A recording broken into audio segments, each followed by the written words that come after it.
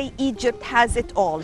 Why do we say this? Simply, whenever you are looking for a destination for your vacation, the most important part is how to satisfy all members of the family.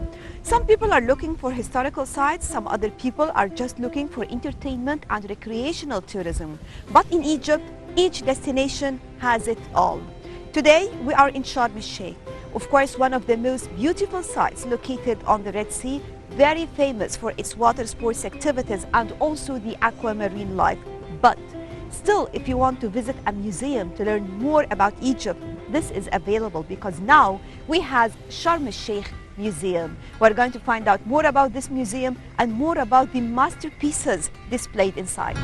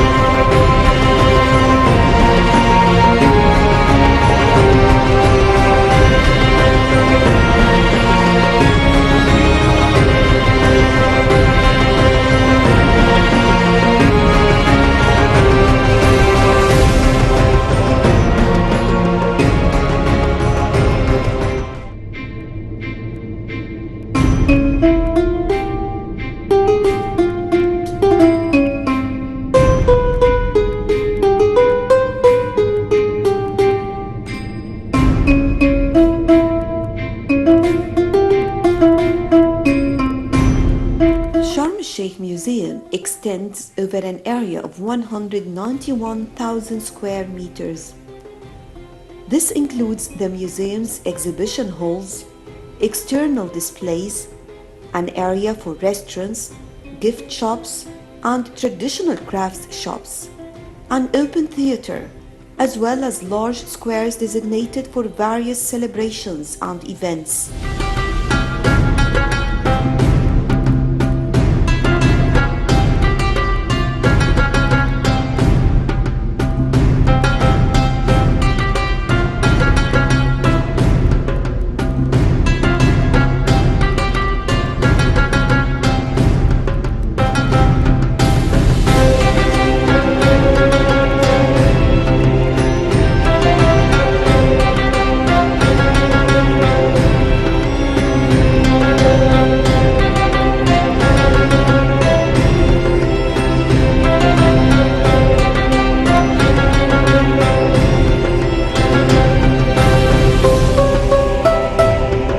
The museum is not only a historic destination, but a cultural hub, including a wide range of services.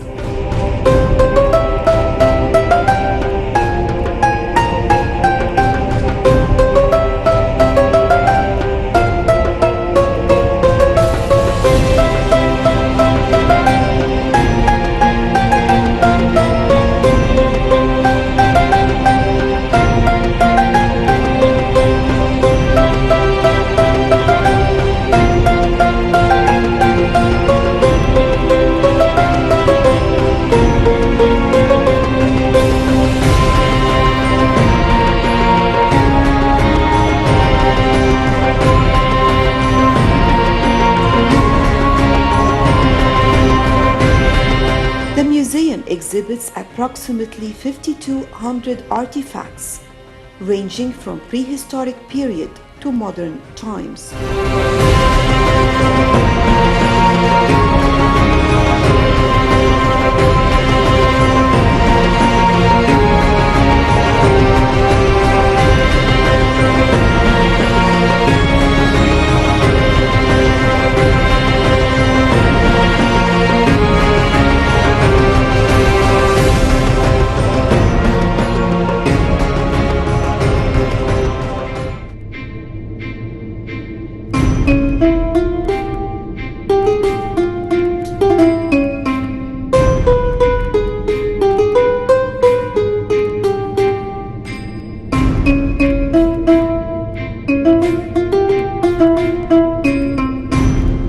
It also covers the rich urban and tribal heritage of the vast Sinai region.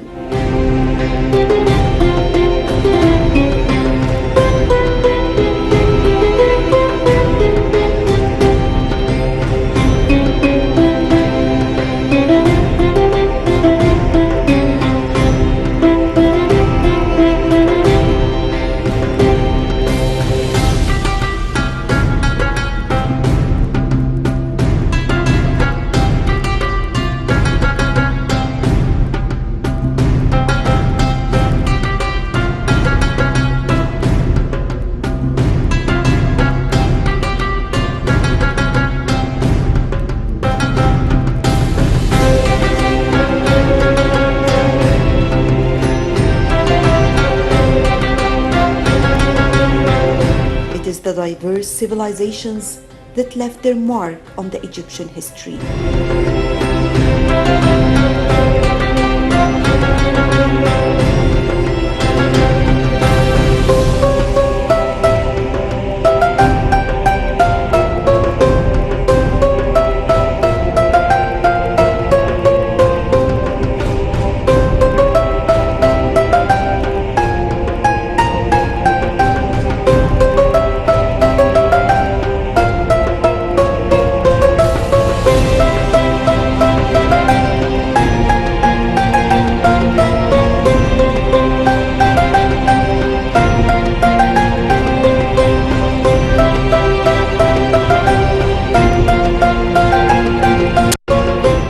Reflects the cultural integration between Egyptians and other civilizations, and the crucial role of Egypt as the cradle of all civilizations.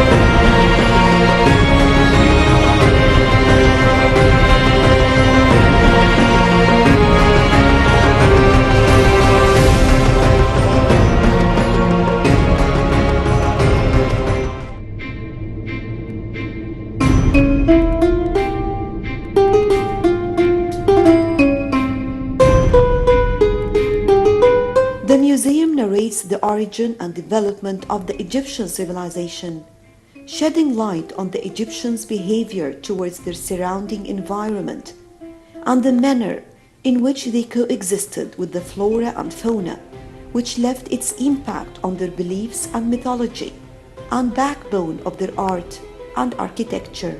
And now, it is time to move around some different historical periods.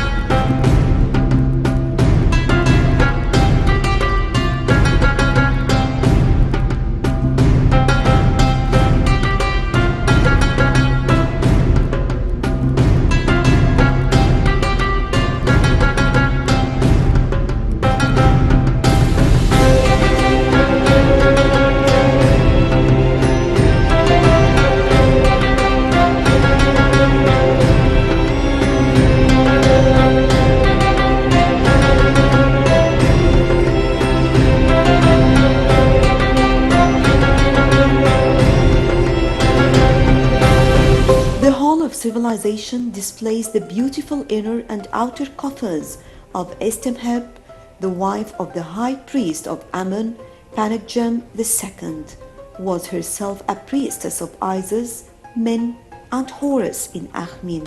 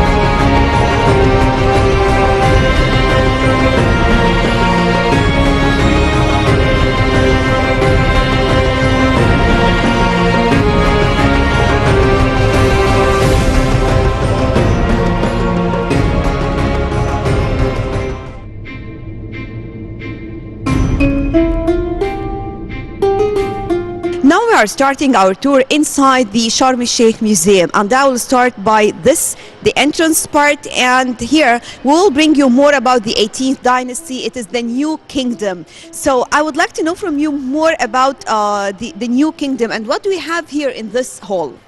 Well, this hall is a corridor, Hathorian corridor, because it's named due to the presence of a large number of statues hold the Hathor, capital Hathor, and Hathor statues. Goddess Hathor is a daughter of the sun god Ra, and she's a god of beauty and magic.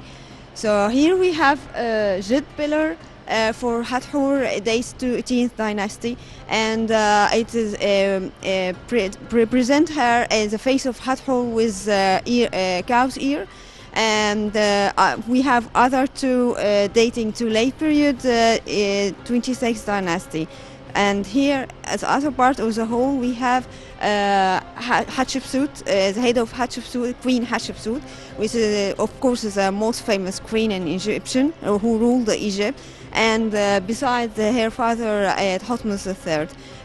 This is a statue from limestone, red limestone, and colored limestone. What I like the most about the idea of museums is that simply you will read a lot about Egypt and ancient history, but the most important part is that when you stand just in front of one of these statues, like standing here to find out more about Thutmose I and Hatshepsut, Queen Hatshepsut, and standing outside we found out more about Ramses II, you will feel curious to learn more about the era to which each of these statues or each of these kings or pharaohs belong to, and definitely each one of them has a complete era in which you can read a lot and find a lot actually about these people, ancient pharaohs, or the pharaohs of Egypt as we always call them.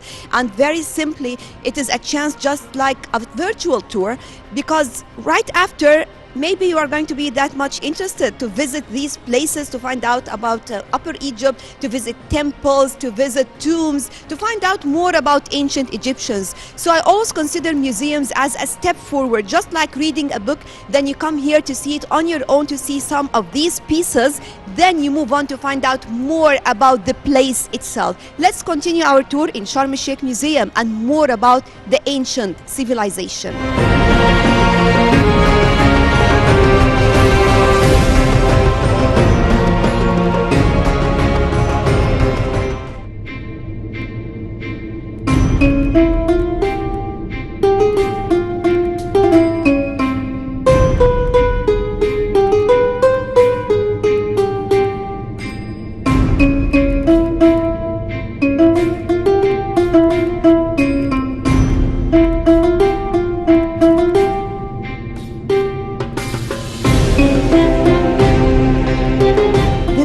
important pieces included in this hall is the priestess of the deity Isis and the deities Min and Horus in Akhmin from the 21st dynasty, which was found in the Deir al-Bahari Cache, canopic pot boxes, a set of pots and cosmetics, the head of Queen Hatshepsut, which was found in the mortuary temple of Hatshepsut in 1926, a group of Tanagra statues of women in different clothes and styles, and also a group of Sinai heritage.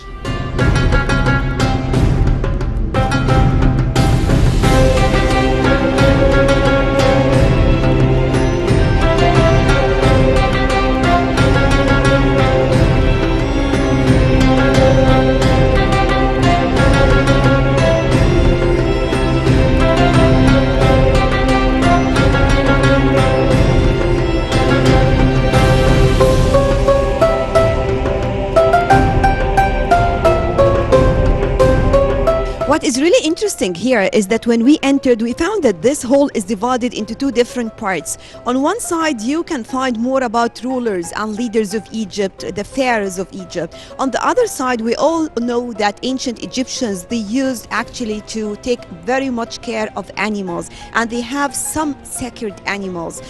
The other side, you will find more about animals and the daily wildlife of the animals. But first, let's find out together more, take a general idea about the hall. So you will tell us, first of all, about the idea or the whole area here. Well, this is the first hall of the museum. It's divided into two sections. The first section we here have statues for rulers and scribes, priests and judges, and then we have the other part representing the daily life in ancient Egypt and how the ancient Egyptian was dealing with animals and They used to worship animals. animals in Egypt.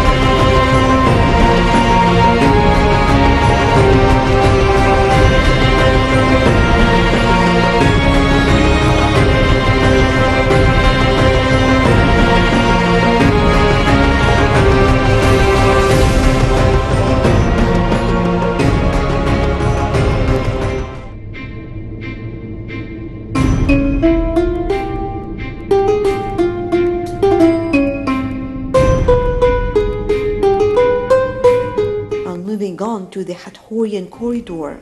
But first, let's find out together why do they call it Hathorian corridor. Well, it is clear that it took the name due to the large number of pieces it displays, belonging to goddess Hathor, along with some statues of the kings Thutmose I, Hatshepsut, and Nectanebo, Ramses II, and Ramses III.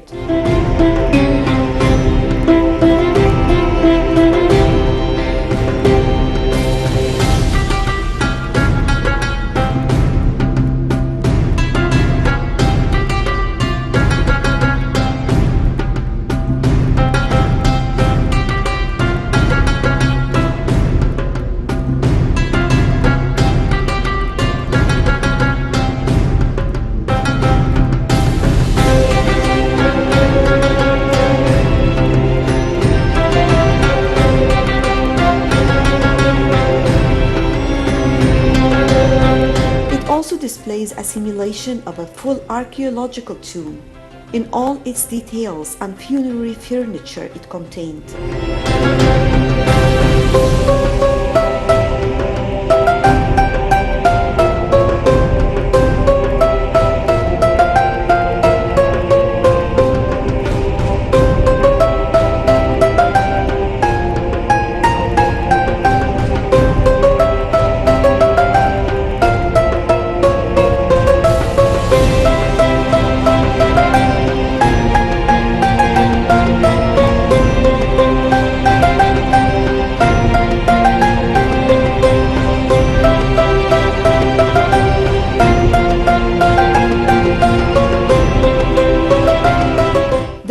Egyptians had a true passion and interest in their surrounding environment, along with all the fauna associated with it, like hawks, ibis, baboons, rams, dogs, crocodiles, and more.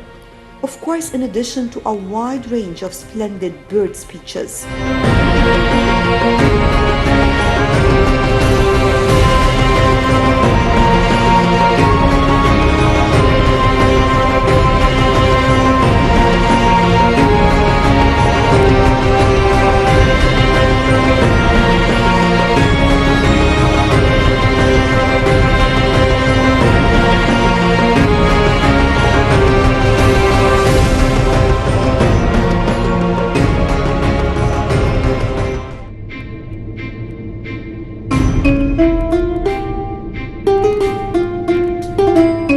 And what a beautiful hall that reflects all these feelings and passion. Here, we can learn more about man and wildlife in ancient Egypt.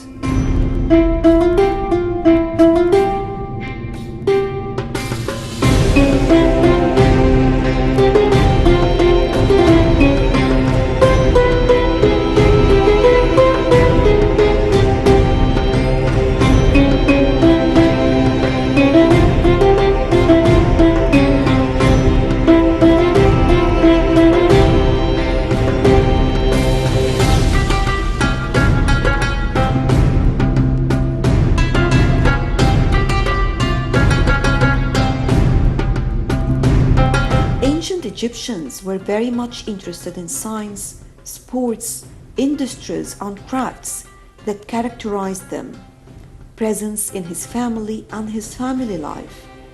Ancient Egyptians' relationship with the surrounding environment and how they loved animals to the point of sanctification.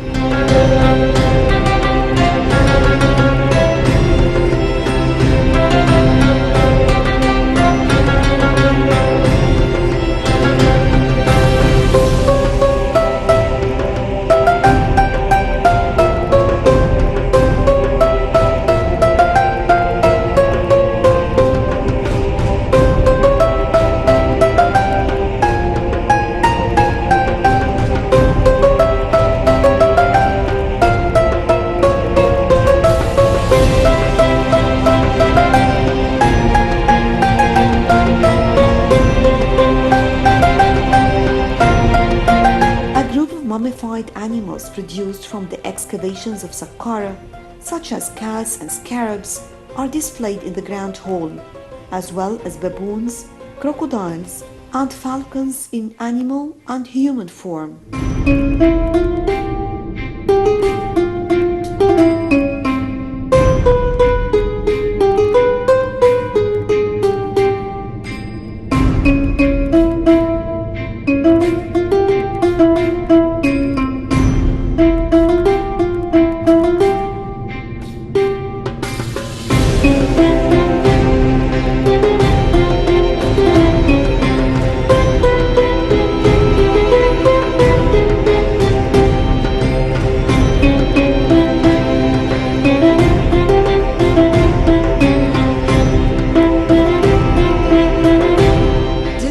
Is talking about more about the solar parks and the ports. Those two ports were excavated 1895 in Dahshur, and then 1910 they were moved to the Egyptian Museum Tahrir, and then they moved again here back. So it is talk about more about solar park which connected by the sun god Ra, who is and it has been used with the deceased during his journey to the afterlife. Also here we have a collection of papyrus representing and speaks about the book chapters of the Book of the Dead.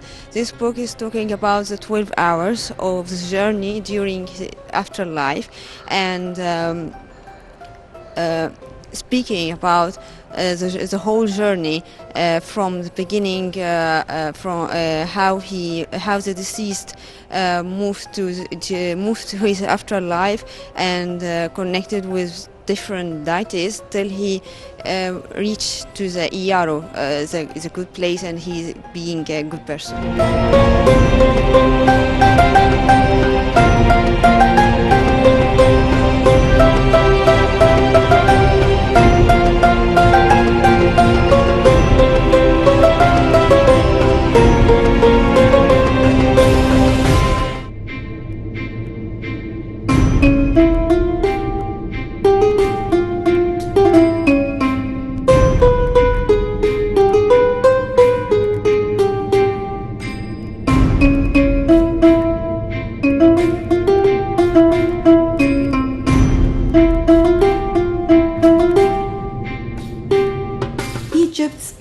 traditional geographical location between continents of the ancient world and its strategic position on the main trade routes has had a great impact regarding its influence and tolerance towards outside cultures.